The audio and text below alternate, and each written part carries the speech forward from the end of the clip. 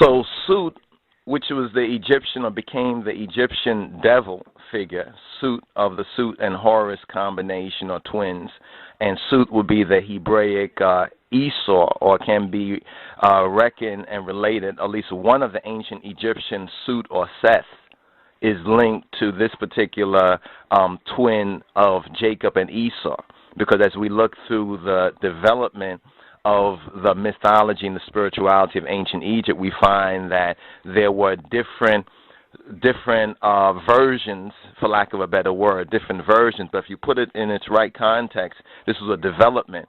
In other words, it was a living faith. In other words, it's a living faith, so it develops. Same thing we have in the Bible, although we have this particular reading and this particular experience of the twins, Jacob and Esau, we find that later on they actually, to a degree, seems to come to a, for lack of a better word, a kumbaya. They come to a unity. They kind of tie hands together, especially when their father is at the father's funeral. The father who was Isaac or Yisahak, at Yisahak's funeral.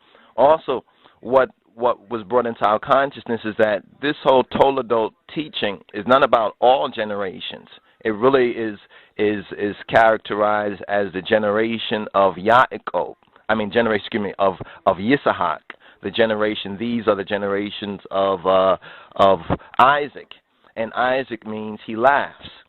And there is a comedic, or rather humorous, a divine humor. There's a divine comedy actually working out, even in real life. When we say it's not funny, but it's funny in the sense of ironic. It's an ironic sort of funny.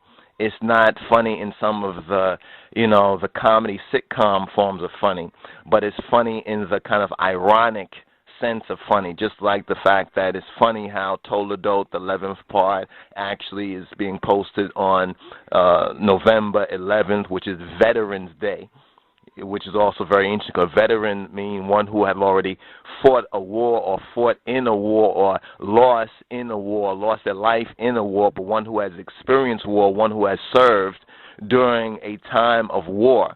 So they are considered like not an amateur, but they are veterans. So in discussing the earlier types and the earlier histories, we are actually referring to, scripturally speaking, Old Testament especially, the veterans. So what we're looking at is the life story of those who have gone before and what we can learn from their experience. And it said that it's good to honor your veterans, like honor your ancestors, honor the veterans.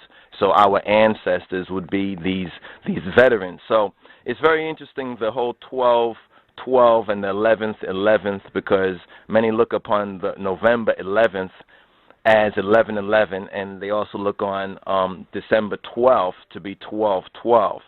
And this is a keynote dates. These are keynote dates and times that are said to trigger awakening. Now, we can go into some analysis of what that may mean, and each of y'all can actually do that for yourself as well, and we encourage ones to do that for themselves, because the whole idea is that, yes, they are keynote dates, they are keynote times.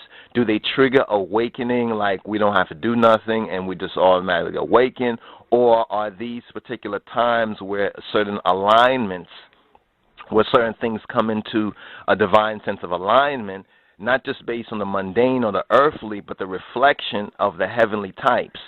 Because some would say that the ancients worshiped the stars and the sun and the moon. And of course, some probably did literally worship the stars, while the original sense, and especially we learned this from ancient Kemet and the ancient Kamites, the original sense of the astronomy and astrology, so to speak, was in time reckoning.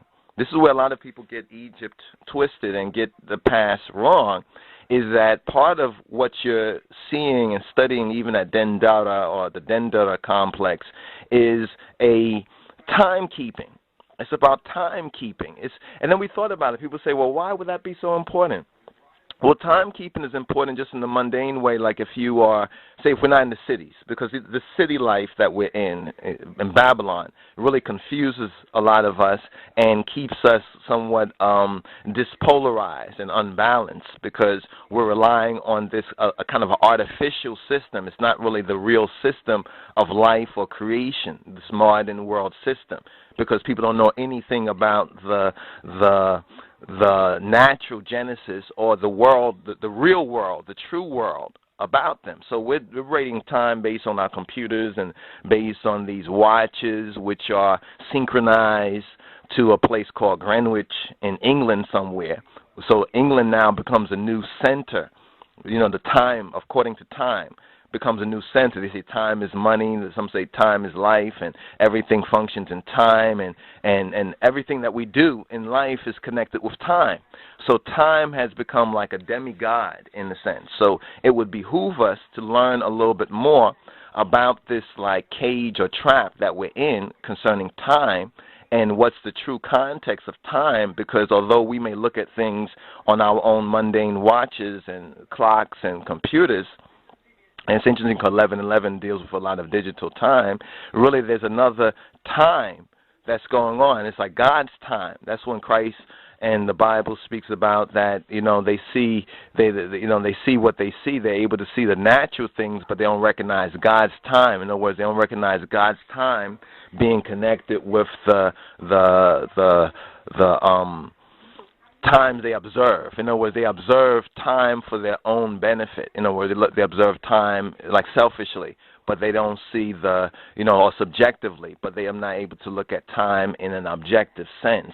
So hopefully some of what we just kind of have gone over just very generally, very briefly here is to inspire us to make the connection if possible, or share if we know a connection with this that can help us in our conscious, you know, our consciousness, our conscious development, because they say at this time, the 11:11, 11:12, it allows for the conscious mind to understand or to comprehend that linear time, linear, like time going in a line. This is how people confuse when they go through the Bible. They look at time as going in a line, but linear time is actually an illusion.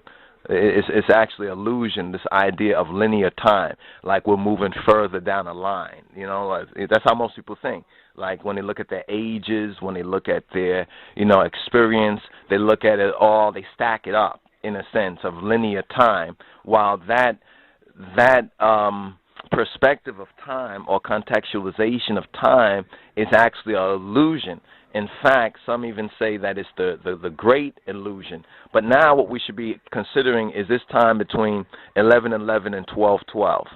You know what I'm saying? And just observe it, you know, just to do observation of it and to notice in our own experience if there's any particular observation. For example, I'm noticing that the times, the whole Greenwich savings time, you know, where we have to turn our watches back in one season, and we have to turn our clocks and watches forward in the next season. Of course, the computers have already done it, you know, if you're online or whatever like that, your computer probably already readjusted its time automatically, which really shows as part of the illusion.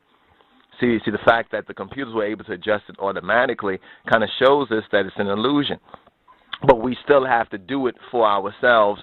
Elsewise, the old way was actually setting your own, you know, analog clocks backward. And then we find when we study math, and this is just a pointing ahead in futures, showing possible futures of things that we'll study or that we hope to bring to you, and we hope actually that you would study this for yourself. There's a video that we saw recently. We was talking about like math and how Ethiopian math, since the Ethiopian number system is different, the Ethiopian number system doesn't have a zero in it. The ancient number systems like Ethiopia and ancient Egypt, the ancient Kamites, they didn't really use zeros.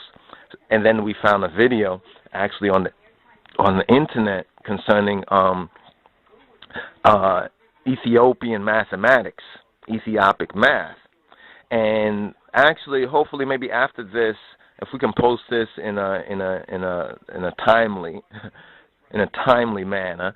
Hopefully we'll post the video about the math, the Ethiopic mathematics, and so forth and so on, because when you see it for yourself, then we can elaborate a little bit more instead of regurgitating what it's about. We'll try to post it up there for you.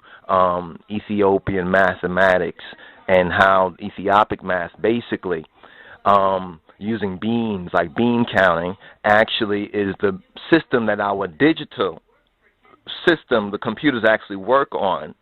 You have to check it out for yourself. It's a very beautiful and interesting and thought-provoking video on Ethiopic mathematics, how the Ethiopians, even from a more ancient time, were already thinking digitally.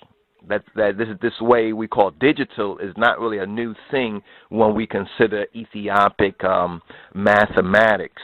And so check out the video for yourself. It's a BBC video on Ethiopian math, and we'll try to post it up next. And we'll go into this 1111 a little bit more, and probably another video, and do a little bit more studying about the 1111 and the digital codes of 1111, and how Ethiopic mathematics is basically a digital form of counting that was already perfected by ancient Ethiopians and East Africans from such a time.